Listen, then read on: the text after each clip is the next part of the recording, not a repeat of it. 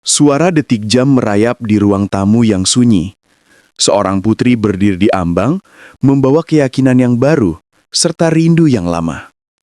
10 tahun lalu, satu keputusan mengguncang keluarganya. Ia diusir setelah mengucap syahadat. Malam-malam panjang, doa-doa lirih, dan langkah-langkah kecil menuntunnya hingga hari ini. Pintu yang dulu tertutup akhirnya terbuka. Apa yang terjadi saat tatap pertama itu kembali bertemu? Dengarkan kisahnya. Ini lebih dari pertemuan. Ujian kasih yang tumbuh pelan. Assalamualaikum teman-teman. Terima kasih sudah hadir di channel Tinta Waktu. Di sini kita berbagi kisah yang menenangkan hati dan menguatkan langkah. Malam ini kita menyimak perjalanan seorang mu'alaf yang pernah terpisah dari ibunya selama 10 tahun, lalu dipertemukan kembali dengan cara yang lembut. Agar cerita seperti ini bisa menjangkau lebih banyak orang, mohon bantuannya untuk menekan tombol subscribe, like, dan share, serta aktifkan lonceng notifikasi supaya kamu tidak ketinggalan video terbaru. Nadia pulang sore itu ketika langit memerah dan suara azan maghrib memantul di dinding-dinding gang. Di tangannya ada buku catatan kecil yang sudutnya aus, berisi doa dan catatan perjalanan menuju keyakinan yang ia pegang. Sejak beberapa bulan, ia belajar diam-diam, menyusun pertanyaan, merapal ayat-ayat yang membuat dadanya tenang. Hari ini, keberanian yang lama ia kumpulkan terasa cukup. Ia melangkah ke ruang tamu, menatap foto keluarga di dinding, lalu mencari ibunya. "Bu, aku ingin jujur," ucapnya, suara tersendat. "Aku memilih masuk Islam." Ruang itu tiba-tiba menyempit. Kipas angin terus berputar, namun udara seperti berhenti. Ibu mematung, menatap anak sulung yang selama ini ia banggakan. Beliau membuka mulut, menutupnya lagi, seolah-olah kata-kata yang antri tak menemukan pintu. Akhirnya, kalimat meluncur. "Kamu serius? Kamu meninggalkan tradisi keluarga hanya karena perasaan?" Nadia menarik nafas. "Ini bukan sekedar perasaan. Aku belajar, aku mencari, aku menemukan kedamaian." Ketegangan meruap. Ibu berjalan ke jendela. "Ibu tidak tahu harus bagaimana. Ibu takut kehilanganmu." "Ibu tak akan kehilangan aku," kata Nadia. "Aku tetap anak ibu. Aku ingin tetap berbakti walau kita berbeda." Keheningan menggantung. Perdebatan menguat, membentur dinding yang sama. Ketakutan ibu, penjelasan Nadia, dan jarak yang tiba-tiba melebar. Ada kata-kata yang seharusnya tidak pernah diucapkan, namun malam itu lolos tak bertahan. Ketika akhirnya ibu berkata, "Kalau begitu, kamu pergi saja." Dada Nadia seketika kosong. Di teras, ia menatap halaman yang dulu jadi tempat bermain, kini terasa asing. Nadia tidak mengemasi banyak barang, beberapa pakaian, buku catatan, dan kenangan yang sulit ditinggal. Di punggungnya, ransel keasa lebih berat dari biasanya, seolah semua kalimat yang tak selesai ikut tertumpuk. Sebelum melangkah, ia berbisik pada malam, "Maafkan aku, Bu, aku tidak ingin menyakiti." Lalu pintu tertutup pelan, meninggalkan jejak langkah yang ragu namun berani. Nadia menumpang di kamar kos sempit dekat pasar. Kasurnya tipis, jendelanya menghadap gang kecil dengan suara pedagang sayur tiap subuh. Di sudut kamar ada rak buku sederhana, mushaf hadiah dari seorang teman, buku tata cara wudhu, dan catatan kerja paruh waktu. Hari-hari pertama terasa canggung. Ia belajar menata waktu, berangkat pagi, bekerja di toko alat tulis, pulang menjelang senja, lalu mengaji di musola kecil yang tenang. Di musola itu, ia bertemu Lila, mahasiswi yang mengajarkan bacaan dasar dengan sabar. Setiap pertemuan, Lila berkata, "Pelan-pelan saja." Kalimat itu menjadi penawar ketika lidah Nadia terpeleset pada huruf-huruf yang belum akrab. Dari imam musola, Nadia belajar tentang sholat yang rapi, adab meminta, dan menata hati saat kecewa. Ada masa ketika dompetnya menipis. Ia menghitung koin, menukar lauk dengan sayur dan tahu, namun ia merasa cukup. Ia menulis di bukunya, rezeki tidak selalu banyak, tapi selalu tepat. Malam tertentu, ia menangis tanpa suara karena rindu. Rindu aroma masakan ibu. Setelah reda, ia menutup mata dan menyebut satu nama, Ibu. Komunitas kecil tumbuh di sekitarnya. 2 tetangga kos sering mengetuk pintu, mengajak makan bersama di dapur umum. Di toko alat tulis, pemiliknya memberi jam tambahan saat musim ujian agar Nadia menabung. Dengan uang itu, ia membelikan selimut baru untuk dirinya dan menitipkan vitamin kepada tetangga. Hal-hal kecil membuatnya merasa berguna. Setiap selesai sholat, Nadia memohon hal yang sama, agar hatinya lembut, ibunya sehat, dan arah pulang suatu saat muncul. Ia tidak menyusun skenario besar. Ia memilih merapikan hal-hal kecil di depannya. Ia memperhatikan cara menyapa pelanggan, menjaga kebersihan dan lisan. Ia tak lagi menghitung hari sejak pergi, namun menandai perubahan di dirinya, lebih sabar, lebih tenang, lebih siap menjaga hormat. Pada malam-malam dingin, ia merapal doa yang sama. Ya Allah, jagalah ibu. Jika waktunya tiba, pertemukan kami dengan cara yang baik. Amin. Tahun-tahun berikutnya mengajari Nadia cara berdamai. Ia tidak lagi menanyakan kenapa dulu diusir. Ia lebih sering bertanya bagaimana caranya tetap hormat meski berjauhan.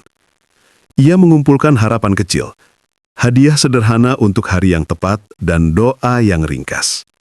Hidup berjalan tertib, bekerja, belajar, membantu, beristirahat. Di sela rutinitas itu, rindu mengalir tanpa gaduh, seperti sungai di malam hari. Suatu sore, hujan turun rapi. Nadia sedang menutup toko ketika teleponnya bergetar. Nomor tak dikenal. Nadia, ini Sari, tetanggamu dulu. Ibumu jatuh kemarin. Sudah di rumah, tapi butuh ditemani. Ibu sering melihat fotomu di dompet. Mungkin kamu perlu datang. Nadia bersandar pada etalase, menata napas. Ketakutan lama muncul. Takut ditolak lagi. Takut pembicaraan memanas. Takut salah langkah.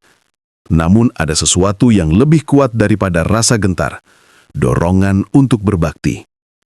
Di kamar kos, ia menyiapkan tas kecil, pakaian ganti, obat-obatan ringan, jilbab yang rapi, dan sepucuk surat berisi permohonan maaf. Malam itu, ia menatap langit setelah hujan. Ya Allah, bisiknya, jika ini saatnya, lembutkanlah hati kami. Ia mengabari Lila dan pemilik toko.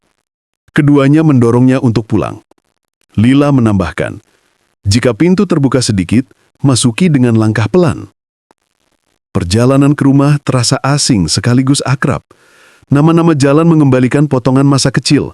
Penjual es yang ramah, gerbang sekolah, warung langganan ibu. Nadia turun dari angkot di tikungan yang sama seperti dulu. Setiap langkah seperti mengukur ulang jarak yang pernah memisahkan. Ia tidak membawa argumen. Ia hanya membawa niat baik dan kesediaan mendengar. Sebelum mengetuk pintu, ia menarik napas panjang. Ia menyiapkan kalimat sederhana, salam, kabar, permintaan maaf, dan tawaran bantuan. Ia berjanji pada diri sendiri untuk tidak membahas perbedaan, kecuali jika ibu yang memulai. Tujuannya bukan untuk meyakinkan, melainkan merawat yang tersisa. Dalam tenang itu, ia merasa kecil, namun dituntun. Pagi berikutnya, Nadia berdiri di depan rumah lamanya. Cat tembok sedikit memudar, pot tanaman masih berderet, dan keset tua tetap di tempatnya. Ia mengusap telapak tangan lalu mengetuk pelan. Pintu terbuka. Ibu berdiri dengan wajah kaget, sorot mata campur aduk antara rindu dan waspada. Ibu, suara Nadia patah, namun ia tersenyum. Ia tidak memeluk, hanya menunduk hormat. Ibu mengangguk singkat, mempersilahkan masuk, gerak-geriknya tetap hati-hati, seolah takut menyentuh sesuatu yang rapuh. Hari itu mengalir tanpa perdebatan. Nadia membersihkan rumah, memasak sup, dan mengantar obat sesuai jadwal. Ibu mengamati dari kursi, kadang memberi petunjuk, kadang hanya diam. Ada jeda panjang di antara kalimat, namun jeda itu tidak lagi menakutkan. Mereka belajar mengisi ruang dengan kehadiran. Di sore hari suara radio tetangga terdengar samar. Ibu menunjuk rak foto. "Kamu ingat ini?" Mereka menyebut nama-nama dalam bingkai, lalu tersenyum kaku yang perlahan menjadi lebar. Ibu bertanya tentang pekerjaan Nadia, tentang musola, tentang teman-teman yang menolong. Nadia menjawab pendek, tidak menonjolkan apapun. Ia tahu, kesederhanaan sering menenangkan. Pada malam, Nadia tidur di ruang depan agar mudah membantu. Ketika azan subuh tiba, Nadia meminta izin untuk sholat. Ibu mengangguk. Tidak ada komentar, hanya sapuan pandang yang lama, seolah ingin memahami ritme baru yang hadir. Hari-hari berikutnya menyusun kebersamaan yang wajar, berbelanja di warung, mengganti sprei, menjahit kancing baju yang lepas. Di sela aktivitas, percakapan kecil tumbuh, tentang harga cabai, tentang tetangga yang pindah, tentang kabar saudara. Suatu sore ibu bertanya lirih, "Kamu bahagia, Nat?"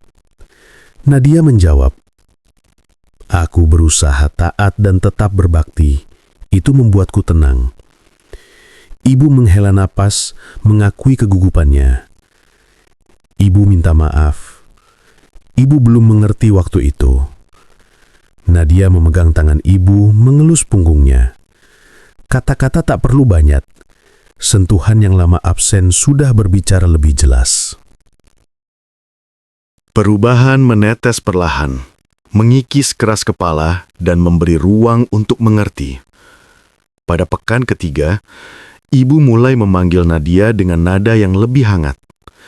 Ia meminta ditemani menata lemari, lalu bercerita tentang masa kecil yang lucu. Mereka tertawa kecil, canggung, lalu tenang. Ada jarak yang menyusut, bukan karena persamaan pandang, tetapi karena keduanya memilih menjaga kata dan sikap. Suatu siang, setelah menata meja makan, Nadia mengingatkan jadwal obat. Ibu mengangguk dan duduk di dapur. Dari jendela, cahaya membuat dapur tampak lebih luas. Ibu menatap jam dinding, kemudian berkata, "Kalau kamu perlu sholat, lakukan saja. Makanannya nanti ibu hangatkan lagi." Nadia terpaku. Kalimat sederhana itu memantul di dada seperti kabar baik yang lama dinanti. Ia mengucap terima kasih, lalu berwudu.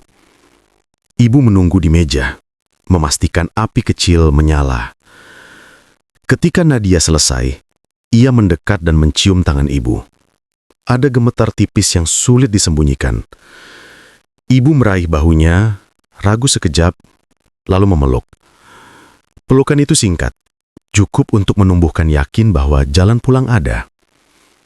"Maafkan ibu," katanya. "Ibu takut kehilanganmu. Kamu pulang bukan untuk menang, tapi untuk merawat." Itu yang membuat ibu tenang.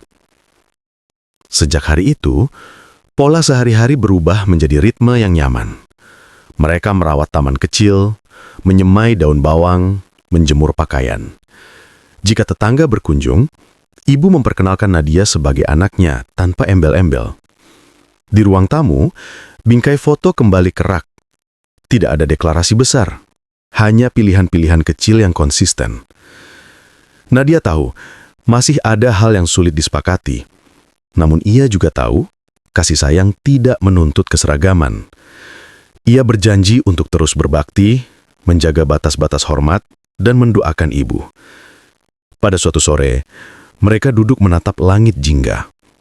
Ibu menepuk tangan Nadia pelan, seolah mengesahkan bab baru yang sederhana. "Kita jaga cara bicara ya, selebihnya biar waktu yang menata." Kini rumah terasa damai. Mereka bertemu keluarga lagi. Keteguhan hati, kesabaran, dan bakti dapat menjadi jembatan yang menautkan kembali keluarga. Jika kamu sedang berada pada situasi serupa, jaga cara bicara, pilih langkah yang lembut, dan tetap mendoakan yang terbaik bagi orang tua. Menang bukan berarti membuat orang lain kalah. Menang adalah mampu merawat hubungan tanpa kehilangan prinsip. Terima kasih sudah menonton sampai akhir. Dukung channel ini dengan menekan tombol subscribe, like, dan share agar lebih banyak orang mendapat manfaat dari cerita-cerita seperti ini.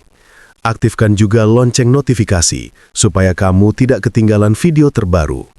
Tulis pengalaman atau pandanganmu di kolom komentar. Siapa tahu kisahmu bisa menguatkan saudara-saudara kita di luar sana. Sampai jumpa di video selanjutnya. Wassalamualaikum. Ingat, memaafkan tidak sama dengan menyerah. Itu cara memberi hati ruang bernafas sambil menjaga batas yang baik. Amin.